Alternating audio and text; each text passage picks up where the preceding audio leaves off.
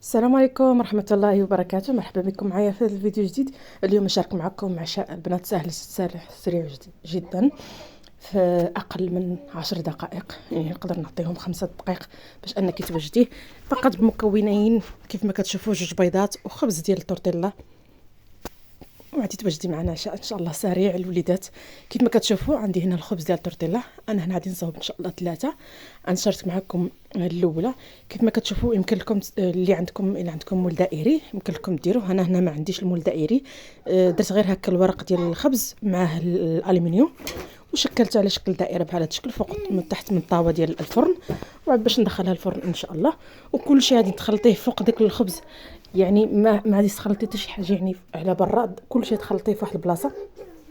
كيف ما كتشوفوا هنا عندي 2 بيضات غادي نديرهم فوق ديال الخبز تورتيلا. كيف ما كتشوفوا غير جناب غادي يكونوا، حاولوا يكونوا طالعين شوي باش ما يتكبش لكم البيض على جنب.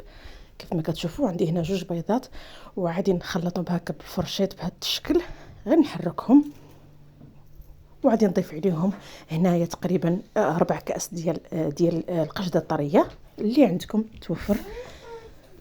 غادي نضيفوا على داك البيض ونخلطهم هكا بالفرشات باش يتخلط لي البيض مع الكريم. كيف ما كتشوفوا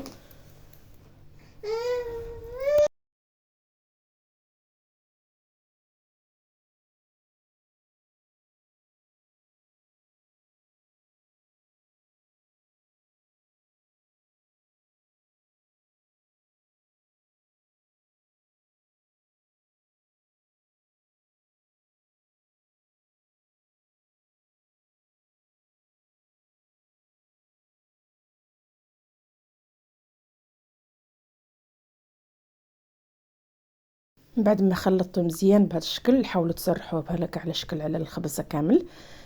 كما كتشوفوا هنا انا عندي البصله قطعتها على شكل جنيحات بحال هكا رقاق. يمكن لكم تستعنوا باش ما عندكم في الدار متوفر عندكم بالضبط، يمكن لكم ديروا الثوم، ديروا الكفته، ديروا اللي متوفر عندكم. انا هنا عندي سبانخ مجمده، هنا فتحتها خرجتها قبل وشتتها هكا بحال هكا فوق ديك البصله بهذا الشكل. كيف ما كتشوفوا معايا، كيف ما قلت لكم يمكن لكم تستعملوا اي حاجه متوفر عندكم في المنزل. انا هادو المكونين اللي كانوا متوفرين عندي بالضبط.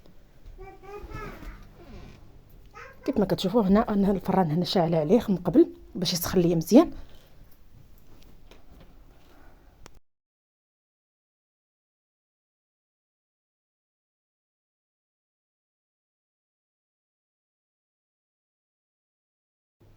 وهنا رشيت من الفوق منه الجبن ديال الشيدر، كانت متوفره عندي. ديروا الفرماج اللي عندكم، وكيجي صراحه داك الفرماج ديال الشيدر صراحه مذاقو زوين.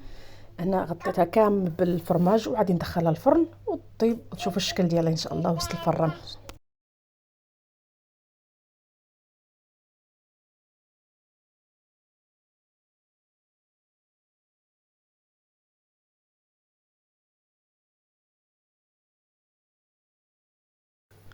وهذا هو الشكل ديال البنات. انا دخلتها الفرن كيف ما كتشوفوا راه كتنفخ داك البيض، كتجي رائعه البنات، رائعه بمعنى الكلمه. غير جربوها ان شاء الله غادي تعجبكم. غادي نخرجها من الفرن ان شاء الله. شوفوا الشكل ديالها كيف ما تشوفوا من بعد ما خرجتها من الفرن.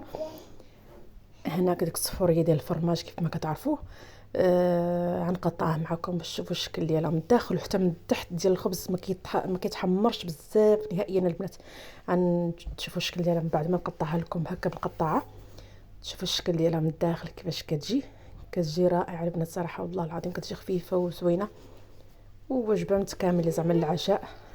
كيف ما تشوفوا نستنى دابا نخرجها معكم باش تشوفوا الشكل ديالها.